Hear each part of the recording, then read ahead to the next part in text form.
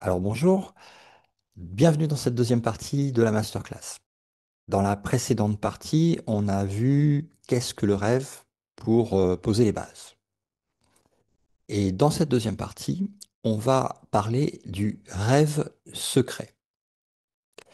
Alors je te rappelle que dans la dernière partie, la précédente vidéo, on a vu que quand tu rêves la nuit, il y a un voile qui se crée et que la condition précédente de l'esprit est oubliée. Maintenant, on va parler du rêve secret, c'est-à-dire du rêve que tu as oublié, que nous avons tous oublié. Donc, on peut parler aussi de l'inconscient, rêve secret ou inconscient, qui provoque en fait le rêve à la fois diurne qu'on appelait plutôt la réalité, le monde, l'univers multidimensionnel, spatio-temporel, ainsi que le rêve nocturne. Donc, je ne sais pas si tu as vu le film Inception avec Leonardo DiCaprio, qui raconte en fait l'histoire d'un rêve, dans un rêve, dans un rêve, au point où le rêveur du rêve, quand il se réveille, il ne sait plus s'il est dans la réalité ou s'il est encore dans un rêve. Donc là, c'est un petit peu pareil. C'est-à-dire que on a la connaissance en fait de deux rêves, c'est-à-dire le rêve diurne, celui du personnage que tu appelles toi, et de son corps physique, et de son passé, de son présent et de son futur, dans ce qu'on appelle l'univers, et que on a remis en question dans la première vidéo, et que maintenant donc on va appeler un rêve, et le rêve nocturne, la nuit. On va ajouter à cela, en amont, un troisième rêve, ou plutôt le premier, si on le prend dans l'ordre, puisque c'est ce rêve secret qui manifeste en fait le second rêve, ainsi que les rêves nocturnes. Donc le second rêve, c'est celui de la vie humaine, spatio-temporelle de l'univers, soi-disant réel, qu'on a remis en question dans la première vidéo. Donc on va parler du rêve secret. Alors le rêve secret, il nous a été révélé en fait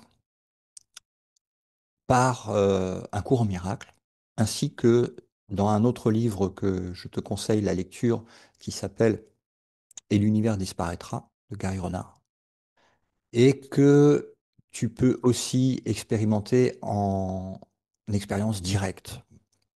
Alors, je le précise parce que ce n'est pas une croyance, c'est un fait, même si on n'en a pas conscience.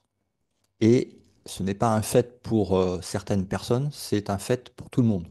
Parce qu'en réalité, tout est un, et il n'y a qu'un seul esprit, qu'un seul rêveur, qui croit s'être séparé, et donc cette division, cette subdivision, subdivision, subdivision, crée ce qu'on appelle le rêve de la séparation, le rêve du Big Bang, que tu as vu aussi dans la vidéo qui s'appelle Avant le commencement, où tout est résumé, et qui n'est que l'effet, la manifestation, hein, de la condition précédente de l'esprit qui croit s'être séparé de sa source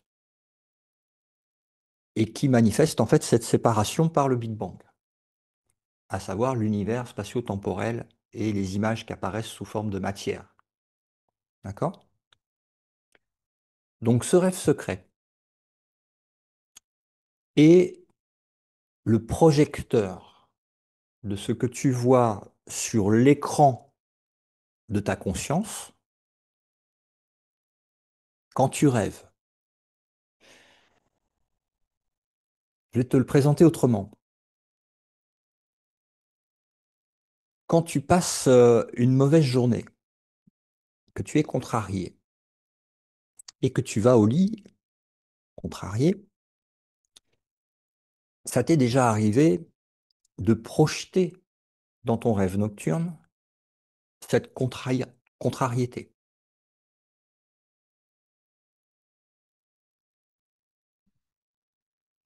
C'est arrivé à tout le monde. Et ça arrive aussi que si tu passes une bonne journée, tu projettes un rêve nocturne heureux. Ok. Alors des fois, c'est pas corrélé, mais des fois, tu vois qu'en fait, tu le projettes la nuit. Le rêve peut avoir aucune, le rêve nocturne, hein, je parle, peut avoir aucune image qui corresponde en fait à les images de ta journée, de rêve diurne, mais ça raconte en fait la même histoire, c'est-à-dire soit une contrariété, soit quelque chose de plus heureux. Donc on a bien en fait une corrélation entre la cause à l'intérieur de l'esprit et la projection, c'est-à-dire les effets qui sont projetés à l'intérieur d'un rêve. Eh bien, c'est la même chose avec le rêve secret inconscient qui nous unit dans la projection de notre condition humaine limitée, séparée, égotique et mortelle. À savoir, ce rêve secret pourrait se... Je rappelle bien qu'il s'agit d'un rêve, donc ce n'est pas réel. Mais ce rêve secret pourrait s'intituler J'ai quitté Dieu, j'ai quitté le royaume de Dieu, je me suis séparé de Dieu et je pars faire quelque chose en dehors du royaume céleste, en dehors de ce que je suis. Je me suis aussi quitté moi-même, donc je dois inventer un nouveau personnage, ce qu'on fait dans les rêves. Et la base de l'idée de ce rêve, c'est la séparation. L'idée de séparation dans lequel le cours en miracle, Jésus parle de la petite et folle idée à laquelle le Fils de Dieu a oublié de rire. Hein, le problème n'étant pas l'idée elle-même, mais le fait d'y croire, ce qui provoque un voile de séparation, hein, entre notre état d'esprit précédent, à savoir l'esprit est un avec sa source, Dieu, il partage la volonté de Dieu, il est le même, il est l'extension du tout, comme tu l'as vu dans avant le commencement, la vidéo avant le commencement. Et puis cette petite idée arrive, et le Fils de Dieu qui oublie de rire en fait à cette idée absurde, qui n'est pas partagée par Dieu, puisque tout est un, croit qu'il est possible de se séparer, et ça crée un voile. On a parlé des voiles de l'oubli, on peut l'appeler aussi voile de l'ignorance, mais à un niveau beaucoup plus profond que celui que tu vis entre le deuxième rêve, qui est le rêve où la séparation est projetée, c'est-à-dire le Big Bang, l'univers, le corps, le personnage, et le rêve nocturne, où tu oublies en fait l'état précédent qui est le corps est dans le lit, dans la maison, mais c'est oublié et tu voyages dans des images que tu projettes dans ton esprit.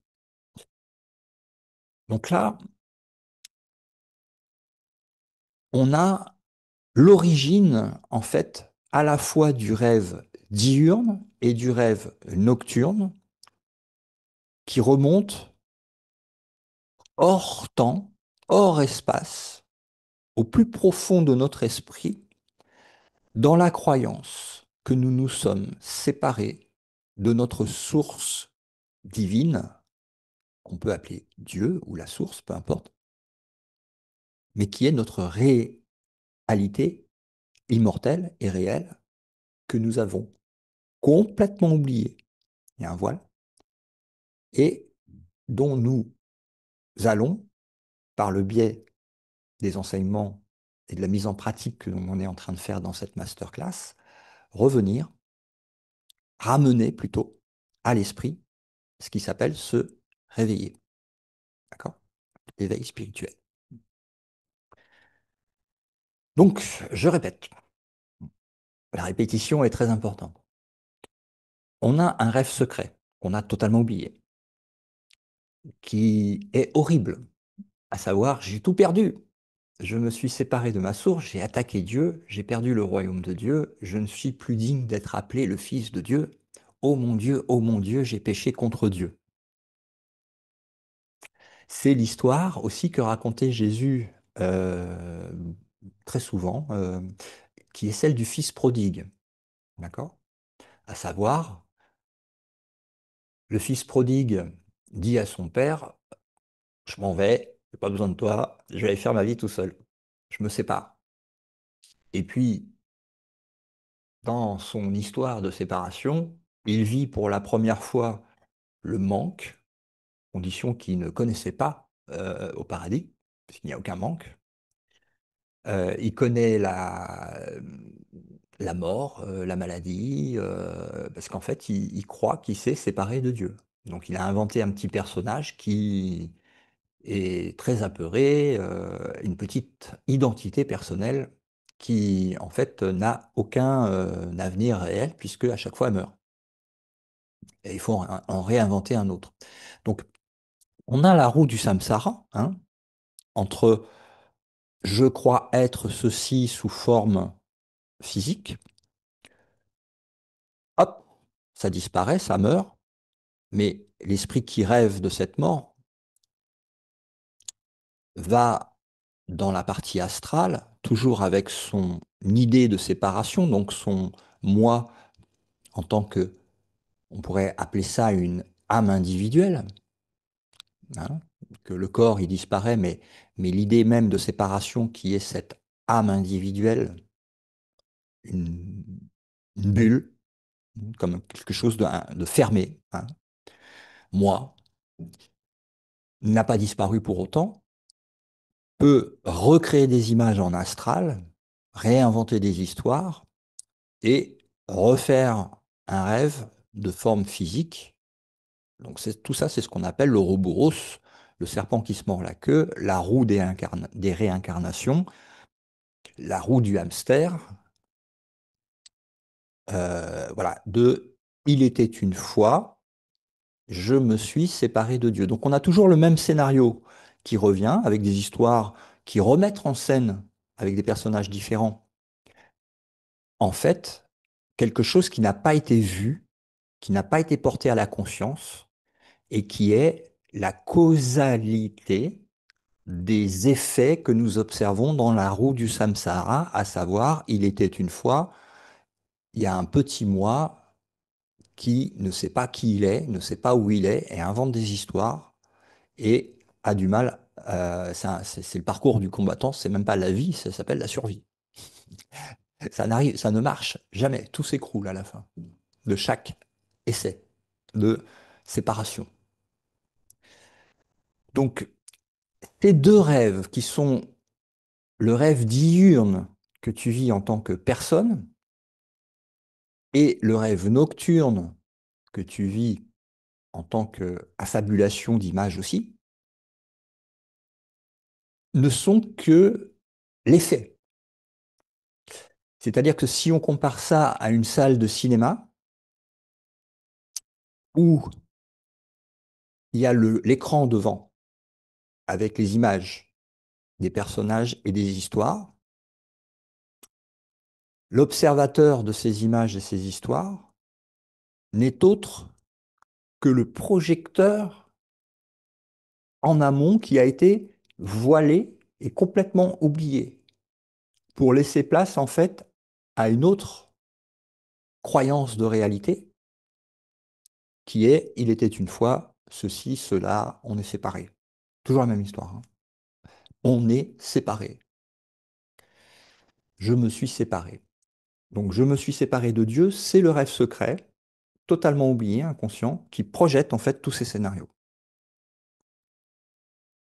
Une fois que tu... Alors, au début, tu ne le vois pas, hein, c'est normal. Et là, ça demande en fait à la fois de la confiance en l'enseignant et la foi qui va te ramener en fait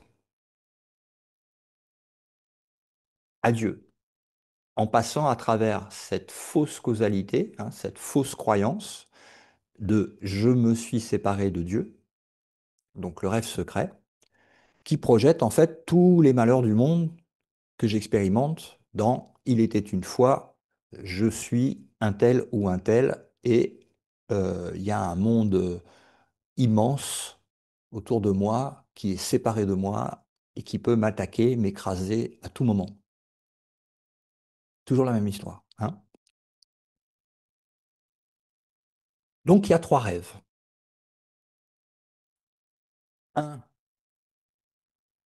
qui est l'origine, mais qui a été voilé et que petit à petit on va faire remonter à la conscience de manière à observer le fait que cette idée est ridicule et n'a jamais été, de manière à défaire au niveau du plan causal les idées, les fausses croyances, les peurs qui projettent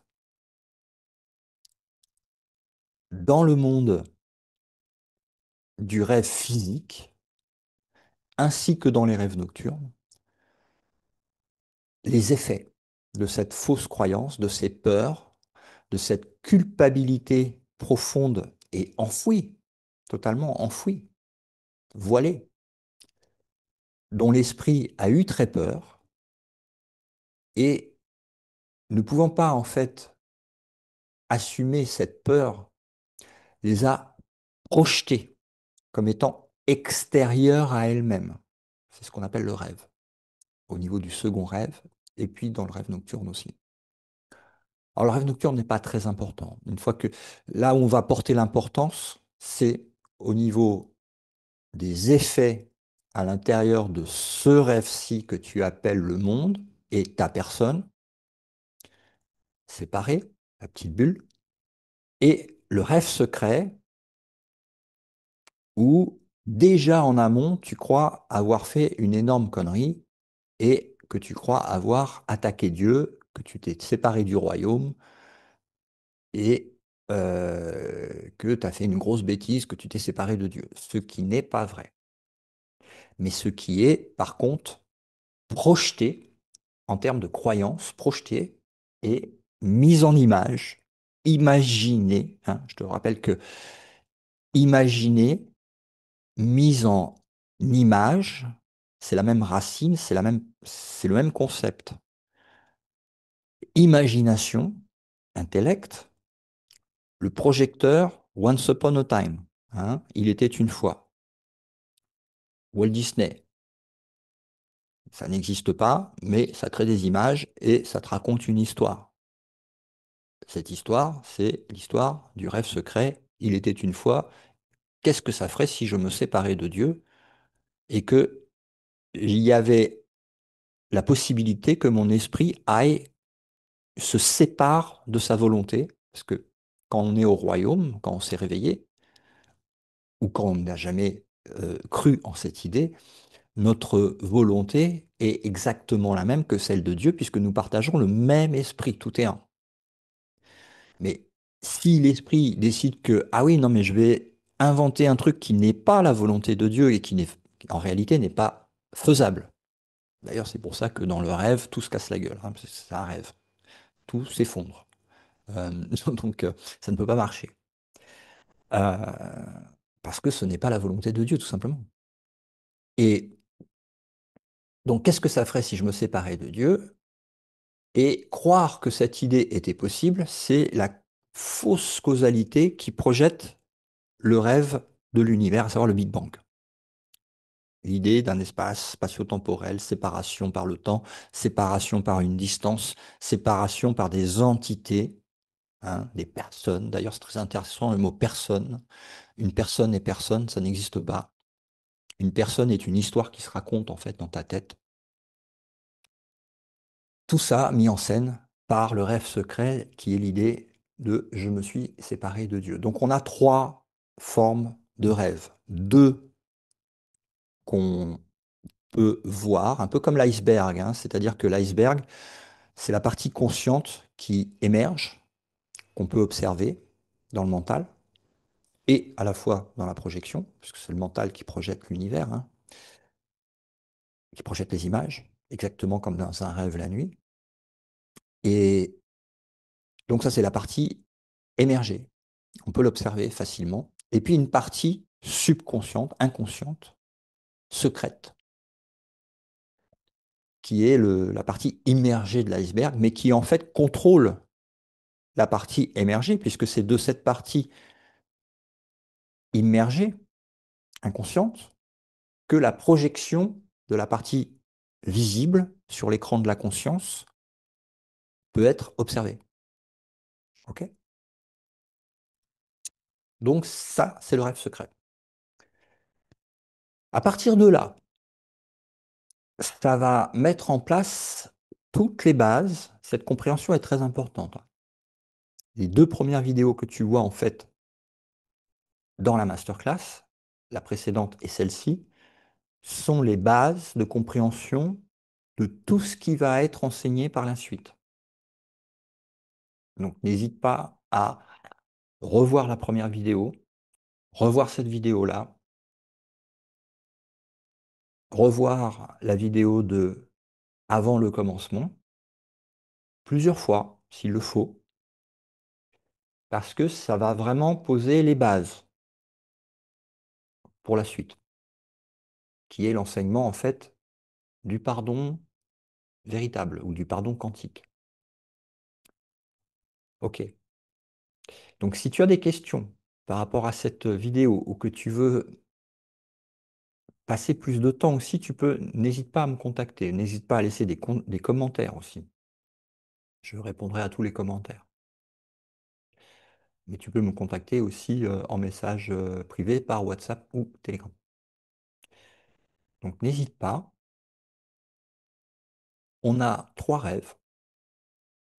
Aucun de ces 3 rêves ne sont réels. Autre petite précision, qui est évidente, mais qui peut ne pas l'être pour certains encore, c'est que ce n'est pas le personnage qui va se réveiller. Le personnage fait partie de la projection. Hein. Ce qui va se réveiller est le pur esprit qui était endormi, qui a inventé des voiles d'oubli, d'ignorance, et qui projette les 2 autres rêves, diurnes de l'univers et nocturnes de l'astral. OK? Voilà. On continue avec les prochaines leçons. Je te souhaite une très bonne journée ou soirée et je te dis à très très très bientôt. Ciao, ciao.